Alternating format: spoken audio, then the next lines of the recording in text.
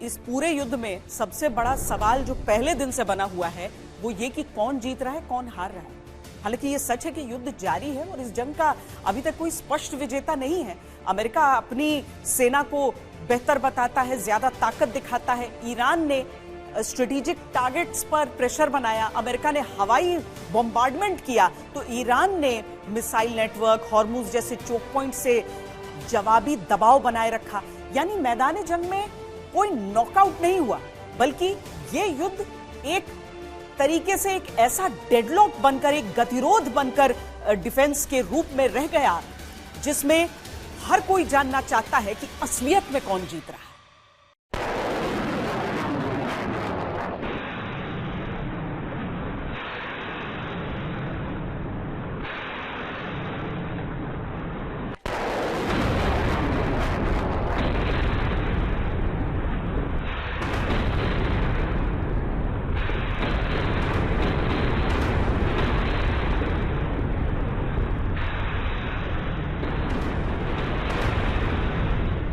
युद्ध कौन जीता कौन हारा कहना मुश्किल है, क्योंकि युद्ध में विजय के पैमाने दोनों देशों के अलग अलग थे। लेकिन अमेरिका और ईरान को नुकसान क्या क्या हुआ, इसके आधार पर यह तय किया जा सकता है कि किस क्षेत्र में कौन कितना भारी पड़ा।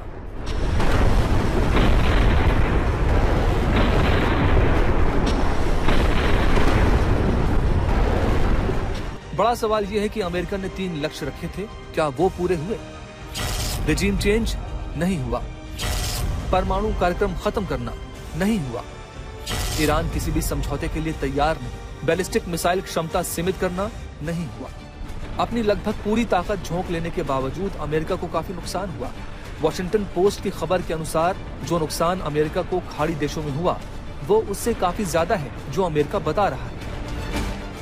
अमेरिकी नुकसान को 4 अलग अलग हिस्सों में बांटा जा सकता है: सैन्य क्षति, आर्थिक नुकसान, कूटनीतिक और रणनीतिक नुकसान और भू राजनीतिक क्षति। सबसे पहले देखिए दुनिया की सबसे ताकतवर सेना वाले देश को इस युद्ध में कितना नुकसान हुआ। अमेरिका को सबसे उन्नत मिसाइल इंटरसेप्टर्स का भारी नुकसान हुआ। इतनी बड़ी तादाद में अमेरिका ने टॉमाहॉक मिसाइल्स और पेट्रियट इंटरसेप्टर्स का इस्तेमाल पहले कभी नहीं किया था। ईरान के खिलाफ पूरी ताकत झोंकने की वजह से यूरोप और दूसरे एशियाई क्षेत्रों में अमेरिका की तैयारी पर असर पड़ा। स्ट्रेट ऑफ हॉर्मुज में अमेरिकी नौसैनिक क्षमता की कमियां उजागर हो गई। तेल और गैस की कीमतों में भारी उछाल से अमेरिकी अर्थव्यवस्था पर दबाव पड़ा। अमेरिका में पेट्रोल की कीमतें 2022 के बाद सबसे ऊंचे स्तर पर पहुंची। खाद और ऊर्जा की बढ़ती कीमतों से वैश्विक आर्थिक संकट का असर अमेरिकी हितों पर भी पड़ने लगा। युद्ध शुरू करने से पहले सहयोगियों से सलाह न लेने पर रिश्तों में तनाव रहा। सहयोगी इस बात से नाराज हो गए कि ट्रंप अपनी शुरू की हुई लड़ाई में उनसे मदद मांग रहे थे। यूरोप, एशिया और कई देशों में अमेरिकी विरोधी भावना बढ़ने लगी। युद्ध के खिलाफ लोग सड़कों पर आ गए। ऐसे में सहयोगियों की तरफ से चीन और रूस के खिलाफ भविष्य में समर्थन जुटाना मुश्किल हो सकता है। शांति के पक्षधर और नोबेल पीस प्राइज की अभिलाषा रखने वाले ट्रंप की दुनिया में स्थिरता लाने वाली छवि को झटका लगा। ईरान ने जंग को सिर्फ युद्ध भूमि तक सीमित नहीं रहने दिया, बल्कि वैश्विक अर्थव्यवस्था तक फैला दिया। तेल के जाल में ईरान ने न सिर्फ अमेरिका बल्कि पूरी दुनिया को उलझा दिया। इधर ईरान ने खाड़ी देशों पर अमेरिकी बेसिस पर हमला किया। इसने उस नैरेटिव को जमींदोज कर दिया कि अमेरिका है तो सुरक्षित है। सैन्य जीत के बावजूद अमेरिका के लिए रणनीतिक मुश्किलें बढ़ा दी।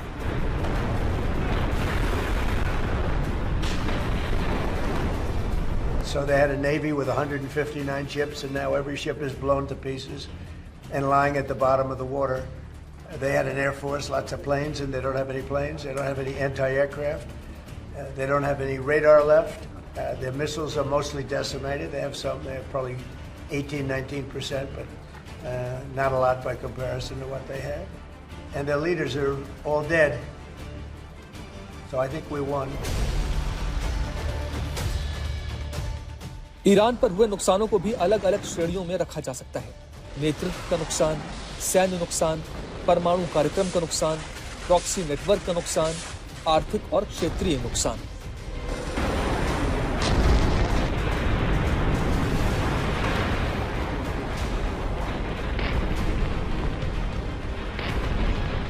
पहले ही दिन हमले में इजराइल अमेरिका ने ईरान के सुप्रीम लीडर समेत 40 बड़े नेताओं और मिलिट्री लीडर्स को खत्म कर दिया। ये युद्ध की शुरुआत थी। 250 से ज्यादा ईरानी नेताओं की मौत, ईरान के सर्वोच्च नेता की हत्या, लगभग पूरी वरिष्ठ सैन्य नेतृत्व संरचना खत्म हो गई। अमेरिका और इजराइल ने ईरान के आसमानों पर नियंत्रण किया और अपनी मर्जी से बम गिराए। जो ईरान शुरू में मिसाइलों से लगातार हमला कर रहा था, उसके हमलों की रफ्तार कम हो गई।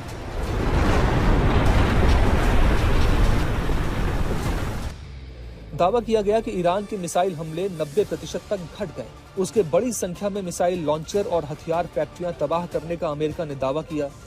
पारंपरिक सैन्य ताकत बुरी तरह कमजोर हो गई। दावा किया कि ईरान की 90% नौसेना नष्ट कर दी गई। एयर डिफेंस सिस्टम लगभग खत्म। भविष्य में हमलों के लिए ईरान खुला हो गया। जून 2025 में बंकर बस्टर बम गिराकर अमेरिका ने दावा किया कि उसने ईरान के अंडरग्राउंड परमाणु ठिकानों को भारी नुकसान पहुंचा दिया। इस बार फिर परमाणु ठिकानों पर हमला किया गया। दावा किया गया कि अब ईरान कभी परमाणु बम नहीं बना पाएगा और उसका परमाणु कार्यक्रम कई साल पीछे चला गया। ये भी कहा गया कि भविष्य में इजरायली हमलों के लिए परमाणु ढांचा ज्यादा असुरक्षित हो गया है। इस युद्ध में इजराइल ईरान के साथ साथ लगातार लेबनान पर भी हमलावर रहा, जहां से हिजबुल्ला हमला करता था। लितानी नदी पर इजराइल ने कब्जा जमाया। दूसरे प्रॉक्सी संगठन कमजोर पड़े। हालांकि जो हमले हिजबुल्ला की तरफ से इजराइल पर किए गए, उन हमलों का असर सीमित रहा।